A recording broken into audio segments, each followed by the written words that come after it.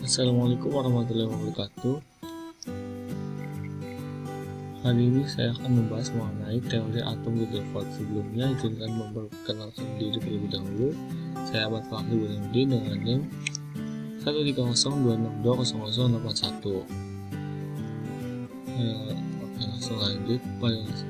Teori atom Rutherford. Pada tahun 1911, Rutherford ini menyangkal dari teori atom Thomson mengatakan bahwa atom merupakan bermuatan positif dan sekeliling itu terdapat elektron bermuatan negatif layaknya roti kismis.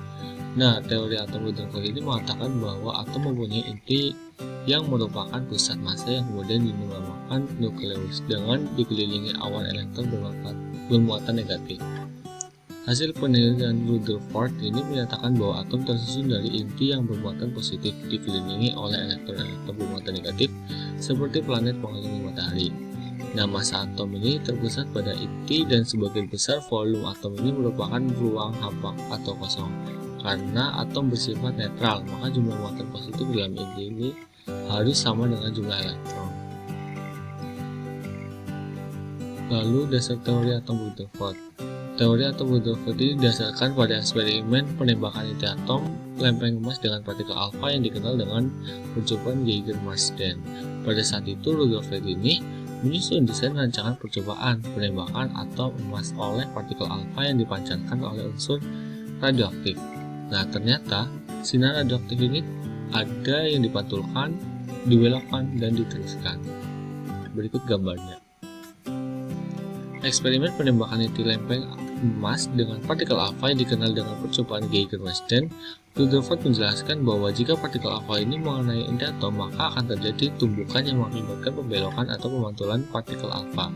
Hal ini disebabkan karena massa dan muatan atom terpusat pada inti atau nukleus.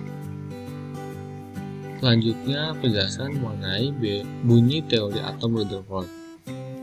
Rutherford ini melakukan penelitian tentang hemburan sinar alfa pada lempeng emas. Hasil pengamatan tersebut dikembangkan dalam hipotesis model atom Rutherford.